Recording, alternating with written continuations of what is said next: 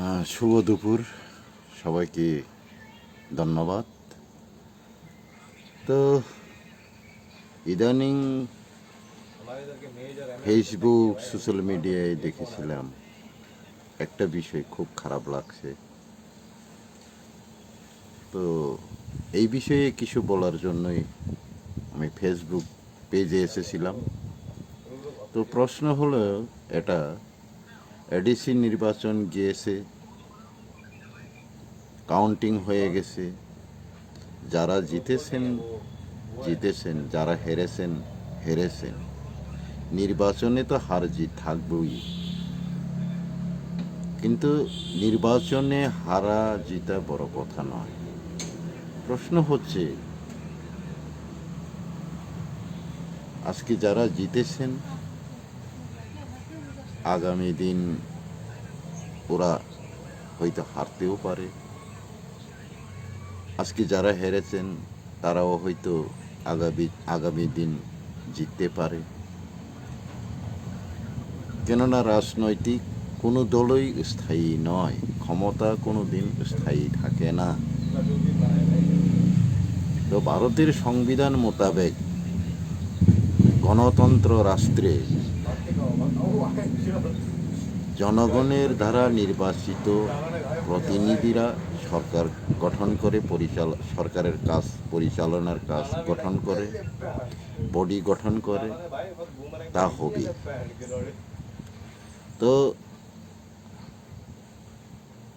ভারত সংবিধানেই লেখা আছে, for the people, of the people, by the people. তো জনগণের স্বার্থের জন্যই, জনগণের দ্বারাই সরকার নির্বাচিত হয়ে থাকেন 5 বছরের জন্য। তো 5 বছর পরে আবার পুনরায় নির্বাচন হবে। তখন জনগণ হয়তো স্বতঃস্ফূর্ত না হলে পরিবর্তনও আনতে পারে। কাজেই এই ক্ষণস্থায়ী ক্ষমতাকে স্থায়ী ভেবে আমরা যদি ভুল কর্ম করে থাকি, তাহলে ধরে নিবেন 5 বছর পর পর নির্বাচনের সময় অবশ্যই পরিবর্তন হবেই। তো যা দেখলাম আমি ইদানিং, গত 18 বিধানসভা, 21-এর এডিসি নির্বাচন, 23-এর বিধানসভা নির্বাচন, যারা জিতেছেন অনেক কিছুই করেছে।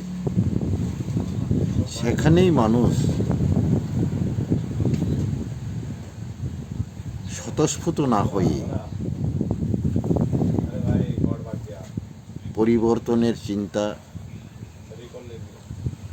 মাথায় এনেছে। গত 2021-এ এডিসিতে তীব্রামথায় নির্বাচিত হয়েছেন, সংখ্যাগরিষ্ঠ হয়ে সরকার গঠন করেছেন। জানি না কতটুকু কাজ করেছে জনগণের স্বার্থে, কিন্তু জনগণ মেজরিটি, জনগণ বা ভোটাররা আবার তীব্রামথাকেই নির্বাচিত করেছে। বেশ ভালো। আগামী দিনে যদি সঠিকভাবে জনগণের অধিকারকে পাইয়ে না দিলে তীব্রামথাও আগামী দিন স্থায়ীভাবে পুনর্নির্বাচিত হতে নাও পারে। তো নির্বাচনোত্তর কিছু অঘটন ঘটেছে, ঠিক আছে, কিন্তু তাই বলে আপনিও করবেন,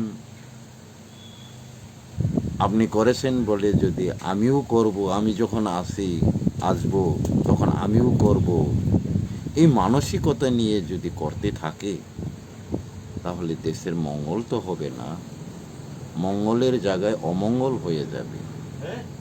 প্রশ্ন হচ্ছে, আমরা কি করব, কি করে আমরা দেশ এবং জনগণের কল্যাণ করব, সেটা হচ্ছে আসল কথা।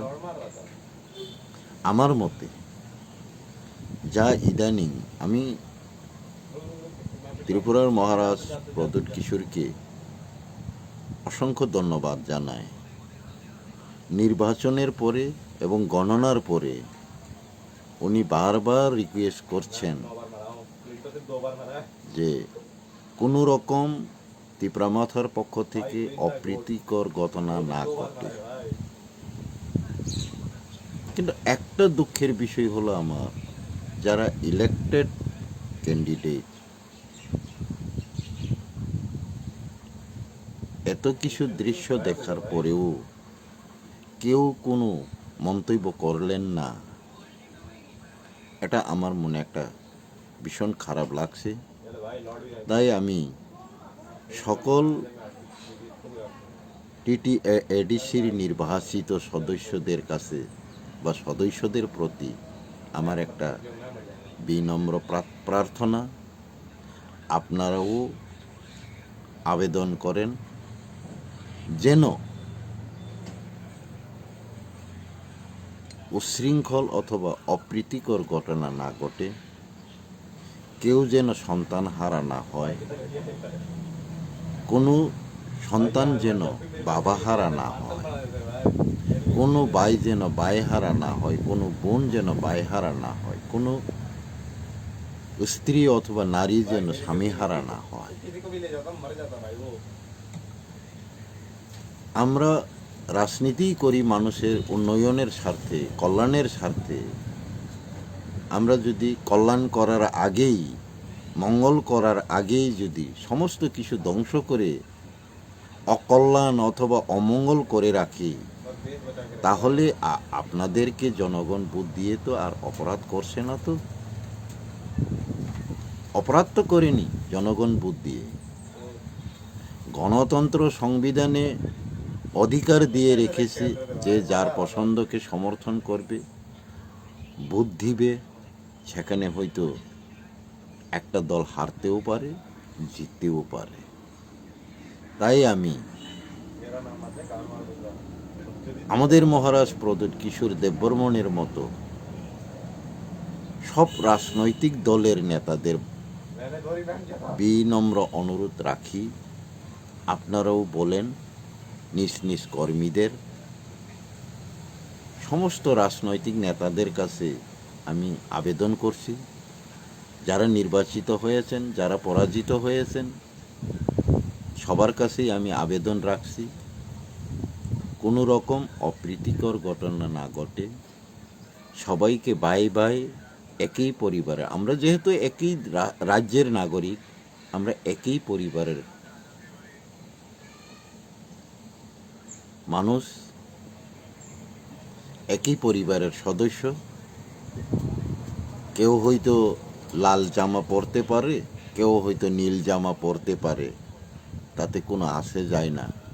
আমরা একে অপরের প্রতি সহানুভূতি, দয়া, মায়া, মমতা, ভালোবাসা, প্রেম থাকা উচিত। যারা আক্রান্ত হয়েছেন, যাদের ক্ষতি হয়েছেন, নির্বাচিত নেতাগণ তাদের ঘরে পরিদর্শন করা দরকার। তাদের ক্ষতির বিষয়ে কি করা যায়, কিভাবে সাহায্য সহযোগিতার হাত বাড়িয়ে দেওয়া যায়, তাদের নিরাপত্তার জন্য আশ্বাস দেওয়ার জন্য ঘরে ঘরে সুসম্পর্ক গড়ে তোলা দরকার আমি মনে করি। তাই আমি আপনাদের কাছে আবেদন রাখি, আপনারা একে অপরের প্রতি ভাই ভাইয়ের সুসম্পর্ক রেখে এই আবেদনটুকু করে সমস্ত রকম দুর্ঘটনা মুক্ত ত্রিপুরা রাখার চেষ্টা রাখবেন দয়া করে, প্লিজ। এটা আমার আবেদন। কেউ যেন বাঁচার অধিকার থেকে বঞ্চিত না হয়। বাস করার অধিকার, যে নাগরিকত্ব মৌলিক অধিকার থেকে, বেঁচে থাকার যে অধিকার থেকে বঞ্চিত না হয়, সেই দিকে লক্ষ্য রেখে আপনাদের সহানুভূতির হাত বাড়িয়ে দিন। এটাই আমার অনুরোধ। সবাইকে নমস্কার, ধন্যবাদ।